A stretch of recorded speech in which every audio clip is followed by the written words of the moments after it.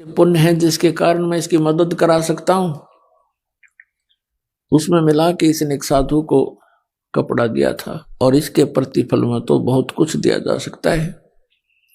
तो वहां धर्मराज के दरबार से वहां से एक उसका रिफ्लेक्शन आया श्री कृष्ण जी के अंदर। श्री कृष्ण जी वहां रुक्मिणी के साथ शतरंज खेल रहे थे अपने घर पे और उन्होंने अनंत कहा, ऐसे हाथ ऊपर न करके। रुक्मिणी ने कहा कि आप शतरंज के अंदर ये अनंत क्यों कह रहे हो? अपने आत्मा करे करावे साइया मन में लहर उठा, दादू सिर जीव के आप बगल हो जा। अब वो पुजारण थी विष्णु जी की, श्री कृष्ण उसके गुरुदेव थे और लीला मालिक ने कैसी की तो जो द्रौपदी का चीर बढ़ा उसके निमित्त परमात्मा पूर्ण ब्रह्म थे। श्री कृष्ण जी तो केवल वर्क डन दे सकते हैं और वो वर्क करा दिया परमात्मा ने, पहले उसने शुभ काम करा दिया। कहने का भाव यह है कि भक्ति को जीवित रखने के लिए इस कलयुग तक परमात्मा ने ये नहीं देखा कि विष्णु का पुजारी है तो कोई बात नहीं, इसकी आस्था बनी रहे। आस्था बनी रहेगी, भगवान की चर्चा चलती रहेगी तो फिर उस कलयुग तक ये भक्ति जीवित रह जाएगी। तो पुण्यात्मा अब वो समय आ गया है कि पूरा विश्व पार हो सकता है। मनुष्य शरीर हो और ये सतनाम और सारनाम प्राणी को प्राप्त हो, मर्यादा में रहता हुआ, आजीवन भक्ति करता हुआ सहज में परमात्मा प्राप्ति कर सकता है और अमर हो सकता है। पुण्यात्मा, सबसे पहले हमने परमात्मा को पहचानना है। आजा बंदे शरण राम की, फिर पाछे पछतावेगा। बालू की भीत पवन का खंबा, कब लग खैर मनावेगा। काल बली तेरे सिर पर बैठा, भुजा पकड़ ले जावेगा। मात पिता तेरा कुटुंब कबीला सारा ही खड़ा लिखावेगा। फिर कहते हैं धर्मराय तेरा लेखा लेगा, वहां क्या बात बनावेगा। लाल खंभ से बांधा जा बिन सतगुरु कौन छुटावेगा। दिया लिया तेरे संग चलेगा, धरा ढक्या रह जावेगा। कहे कबीर सुनो भी साधो, अपनी करनी के फल पावेगा। तो पुण्यात्मा, हमने करनी ऐसी करनी पड़ेगी जिसका किया हुआ हम शुभ फल प्राप्त कर सके। तो इसमें कहा कि आजा बंदे शरण राम की, फिर पीछे पछतावेगा। अब कौन से राम की शरण हमने ग्रहण करनी है, ये डिसीजन लेना है। आज सुबह के सत्संग में भी आपको जिक्र किया था, यदि हम ब्रह्मा विष्णु महेश की पूजा करते हैं तो ये तीनों नाशवान हैं, इनकी भी जन्म मृत्यु होती है। इसके लिए आपको फिर से एक थोड़ा सा हिंट देते हैं। पुण्यात्मा, ये सच्चाई इतनी गहरी चली गई, दूर चली गई हमसे, हमने झूठ को सच मान लिया। अब वो सच हमारे हृदय में बहुत देर से समाती है, ठहरती है। लेकिन परमात्मा ने ऐसा ज्ञान दे दिया है, इसमें सच्चाई अवश्य स्वीकार्य होगी।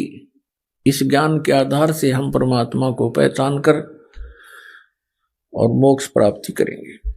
तो इसके लिए रह रह कर ये प्रमाण दिखाना अनिवार्य हो गया, क्योंकि कोई पुण्यात्मा प्रथम बार ये सुनता है कि ब्रह्मा विष्णु महेश नाशवान है, इनकी जन्म मृत्यु होती है, इनके माता पिता हैं, तो एकदम स्ट्राइक होती है कि ये संत मेंटल तो नहीं है, इसका दिमाग खराब तो नहीं हो गया है। लेकिन बात इसके विपरीत होती है, अज्ञानी बना दिया, हमारा दिमाग खराब कर दिया,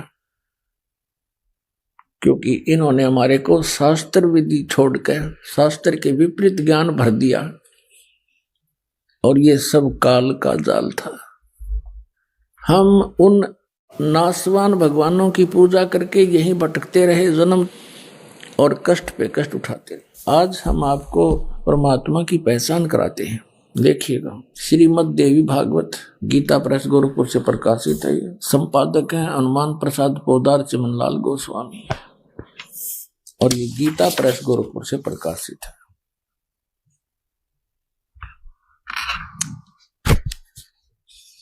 प्रकाशक एवं मुद्रक हैं गीता प्रेस गोरखपुर, गोविंद भवन कार्यालय कोलकाता का संस्थान। ये इनके फैक्स और फोन नंबर। इसके 123 पृष्ठ पर हम ये चंद पंक्ति हैं, इनको पढ़ते हैं। 123 पृष्ठ में ये तीसरा स्कंद। भगवान विष्णु अपनी माता देवी दुर्गा की स्तुति करते हुए ऐसे बोल रहे हैं, तुम शुद्ध स्वरूपा हो, यह सारा संसार तुम्ही से उद्भासित हो रहा है। मैं ब्रह्मा और शंकर हम सभी तुम्हारी कृपा से विद्यमान हैं। हमारा आविर्भाव माने जन्म और तिरोभाव माने मृत्यु हुआ करता है। हमारा जन्म और मृत्यु होता है। केवल तुम ही नत हो, जगत जननी हो, प्रकृति और सनातनी देवी हो। इसमें यह स्पष्ट हो गया कि प्रकृति भी दुर्गा को कहते हैं। जैसे 7वें अध्याय में कहा है गीता में कि मेरी 2 प्रकार की प्रकृति है, एक जीव रूपा तो ये प्रकृति दुर्गा है, बाकी वो 8 प्रकार की जड़ प्रकृति है। भगवान शंकर बोले, देवी यदि महाभाग विष्णु तुम्ही से प्रकट हुए हैं तो उनके बाद उत्पन्न होने वाले ब्रह्मा भी तुम्हारे बालक हुए। अब क्या बताते हैं कि भगवान शंकर कह रहे हैं कि यदि भगवान विष्णु तुम्ही से प्रकट हुए हैं तो उनके बाद उत्पन्न होने वाले ब्रह्मा भी तुम्हारे बालक हुए। फिर मैं तमोगुणी लीला करने वाला शंकर क्या तुम्हारी संतान नहीं हुआ? अर्थात मुझे भी उत्पन्न करने वाली तुम ही हो। सिवे संपूर्ण संसार की सृष्टि करने में तुम बड़ी चतुर हो। इस संसार की सृष्टि स्थिति और संहार करने में तुम्हारे गुण सदा समर्थ हैं।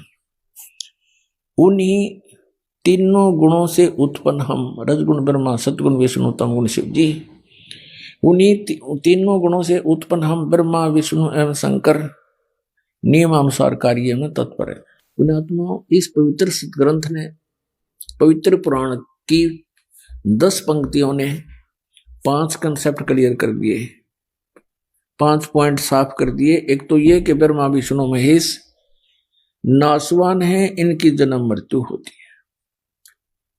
दूसरे, इनकी माता दुर्गा है, देवी दुर्गा जी।